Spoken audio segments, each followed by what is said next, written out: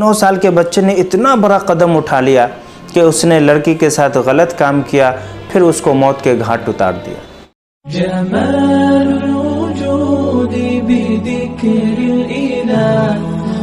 नाजरीन, इससे पहले वाली वीडियो में मैंने ये मेंशन किया था कि बहुत सारी चीज़ें ऐसी हैं जो हमारे बच्चों के अखलाक और किरदार को मुतासिर करती हैं। सिलसिलेवार हर एक के ऊपर, हर एक फैक्टर के ऊपर इंशाअल्लाह मैं अलग अलग वीडियो बनाऊंगा।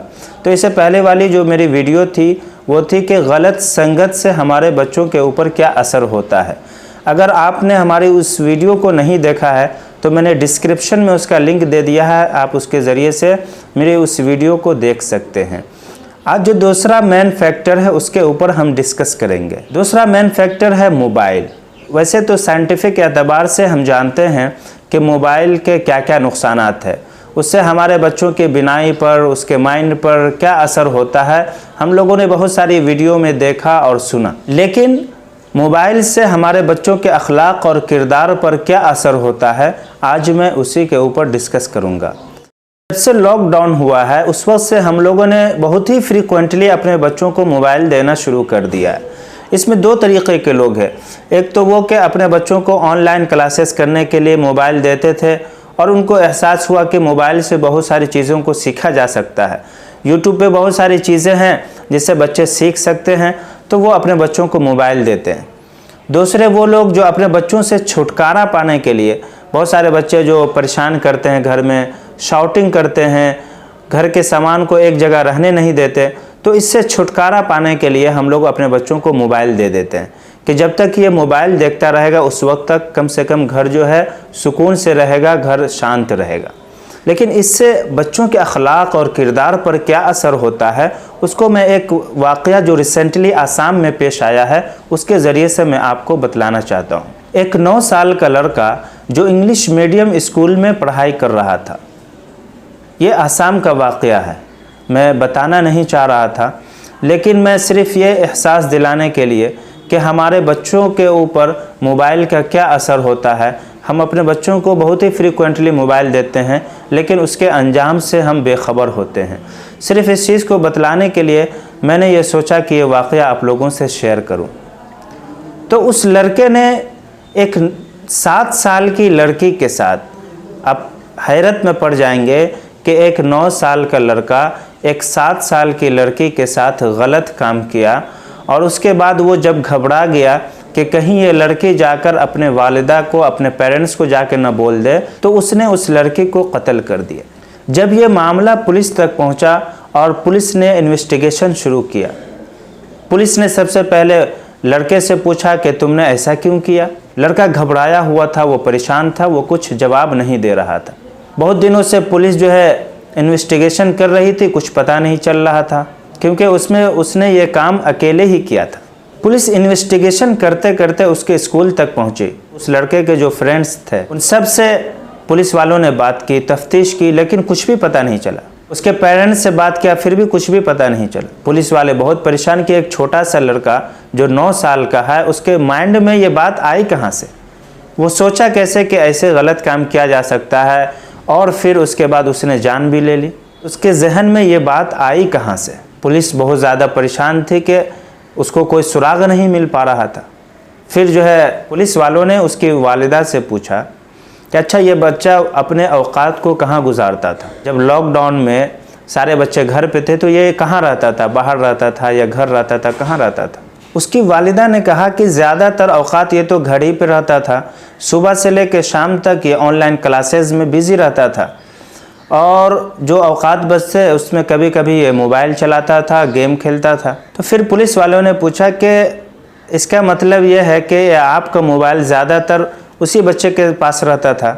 तो उसकी माँ ने कहा कि असल में मैं मोबाइल चलाना जानती नहीं, सिर्फ मैं कॉल रिसीव करना और कॉल करना जानती हूँ। जो कुछ सिस्टम है उसमें सब वही सेट करता था, और कभी यूट्यूब पे कुछ वीडियो लगाकर वही मुझे देता था। फिर पुलिस वालों ने उसकी माँ के मोबाइल को मंगवाया। पुलिस वालों ने मोबाइल को लेकर यूट्यूब के हिस्ट्री को चेक किया, गूगल के हिस्ट्री को चेक किया। तो गूगल की हिस्ट्री में उसने पाया कि इस बच्चे ने एक गलत वर्ड पहले टाइप किया था। उस गलत वर्ड से एक वेबसाइट खुल के सामने आया। उस पर जब उसने क्लिक किया तो उसे बहुत सारी वीडियो आई।